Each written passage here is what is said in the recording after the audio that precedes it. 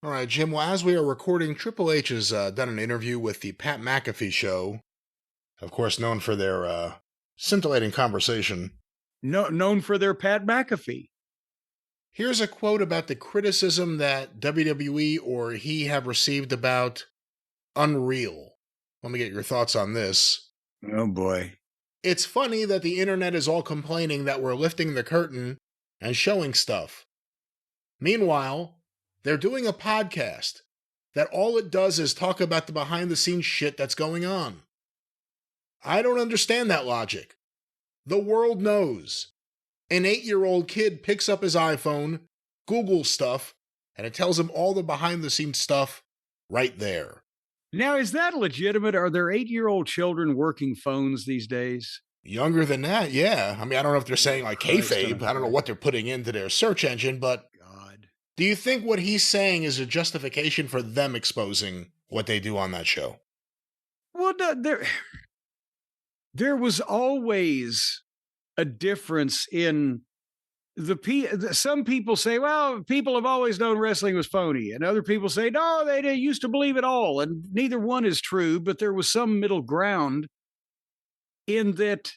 And I lived through a lot of it, so I can tell you. A lot of people always knew. Some people didn't know at all. Other people were capable of being convinced, but nobody really knew how and why for sure because the people involved in the business didn't come out with it, or at least on a regular basis nationally where everybody had access to the information. But it's still different when the people actually involved are not only showing you how they say exactly when you're seeing how they set it up beforehand and then how they hug each other afterwards, it's so much even more cooperative and friendly and choreographed and pre-planned and homogenized and sanitized and pasteurized than one would think it is in their imagination. When you actually, there's some element of Santa Claus ain't real. There's some element of the fucking Tooth Fairy ain't real. There's some element of the Easter Bunny doesn't really shit fucking colored eggs. I don't know how the Easter Bunny got involved in Easter, but nevertheless, when you're seeing the people that are up till now you have seen have these violent altercations and you've heard their works, you've heard they cooperate, but you've never actually seen them sit down and tell you how they're going to do it and then hug and kiss on each other afterwards. That still takes away some of the oomph to it. And even if David Copperfield or who's a modern day magician, Chris Angel, he was 20 years ago. Is there a modern day magician? Franz Harari. You do and you'll clean it up. He was the Black Scorpion in 1990. Oh, Christ on a cracker. Well, any great magician, you know that their tricks are tricks, but if they sat down and showed you all the false pockets and the fucking whole deal and the pattern that conceals the movement and everything, then You ever see that Penn and Teller show where like different magicians? Fool us. Yeah, yes. And they don't come out and expose anything. They let you know that they know. They say enough that the person admits they know.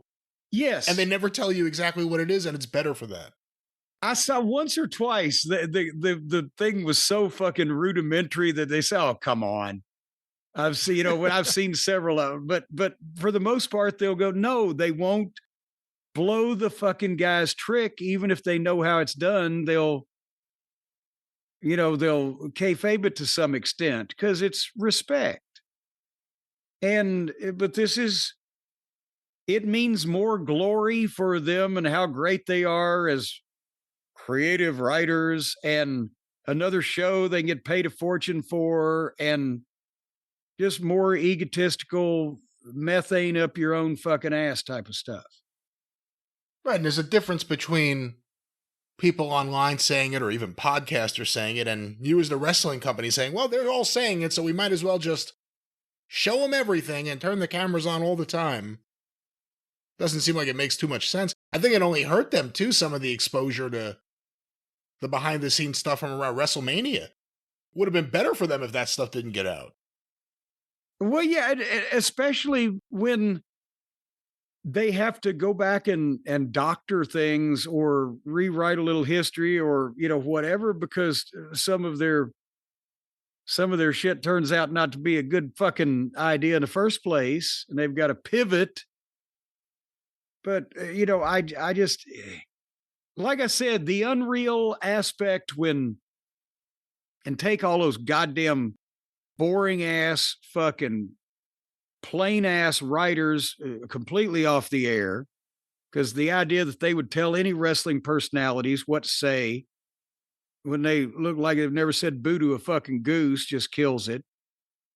But when you had guys like Punk and Rollins saying they really didn't like each other, so we're going to magnify that, or Rhea's real injury, and, things like that I can go for the real side of it, because it still makes these people look like stars instead of actors that are told what to do.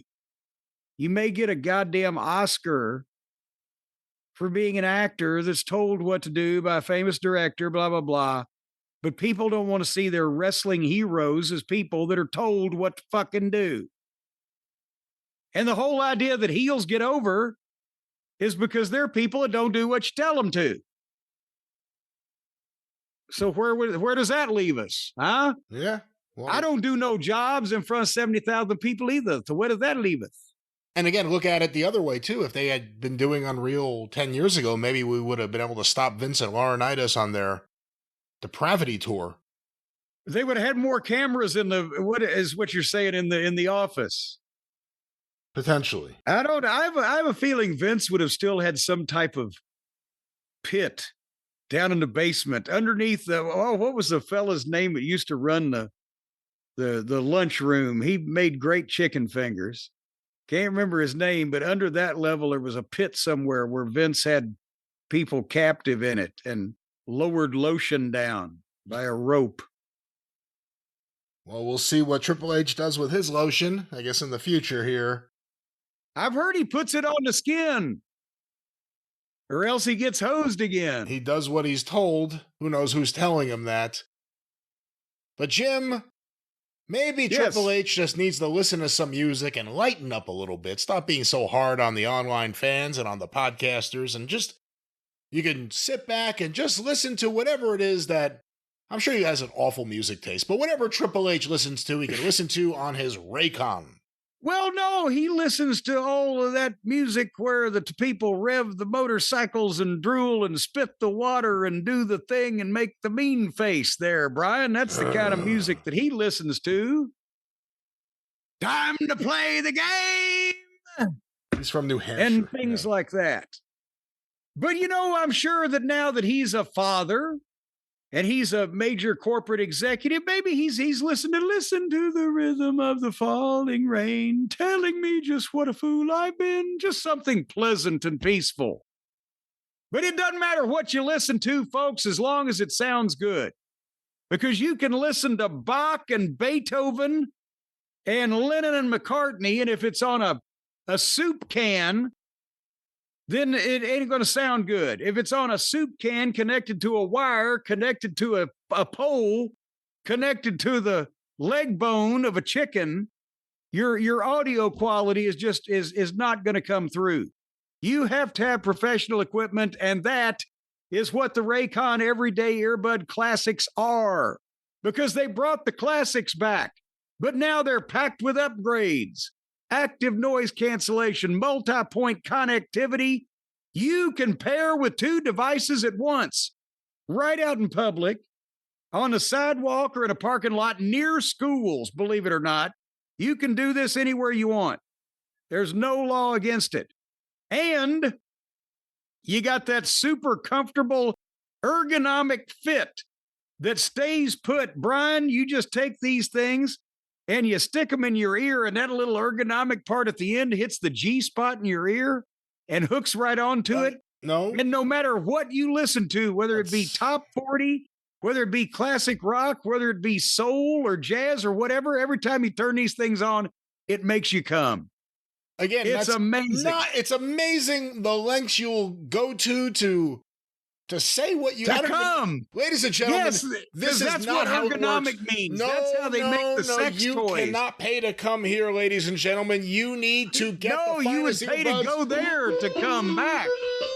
Oh, Jim, you hear that? They're landing. They need us to make sure we only let the people know what's really happening here. Raycon, great earbuds, great sound, podcasts, and music for you in your ears. Raycon, no G-spot. Well, see, that's ergonomic. That's what that means. We found that gonomic, the G-spot, the gonomic spot. And so if it goes in your ear, boom, it'll naturally trigger some type of sexual climax as soon as you turn these things on. And there's a new cool mint color.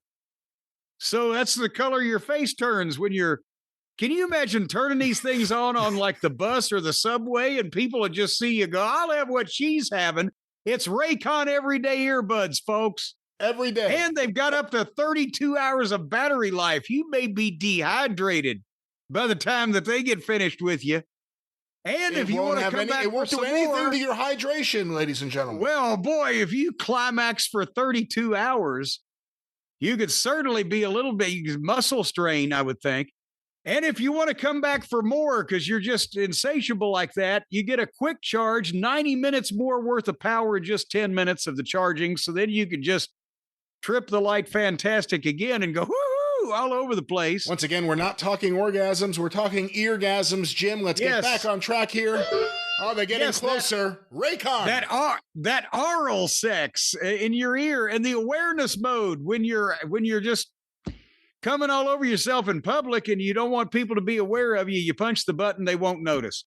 Right now, folks, go to Buy Raycon. That's the thing I'd go to. Buy Raycon, BuyRaycon.com/JCE. You're going to get 20% off site-wide on all the BuyRaycon.com products, including the Raycon Everyday Earbuds Classics that I've just mentioned to you. Can be the sex partner you've always dreamed of, and you can listen to cool music at the same time.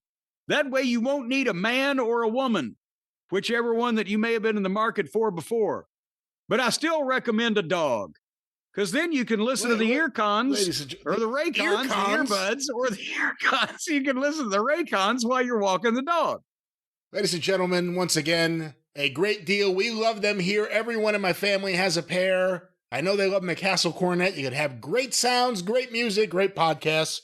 Stacy's listening to them all the time. No wonder. I didn't know until they told me about the new Earbuds Classic feature with the ergonomics. I didn't know why she had them in all the time, even when they weren't turned on. Again, I'm not sure you understand ergonomics, but this is not the time nor the place to explain them. But what we can do, what we can do, Jim, is let the listeners know. Oh, that's a different tribe there. Yes.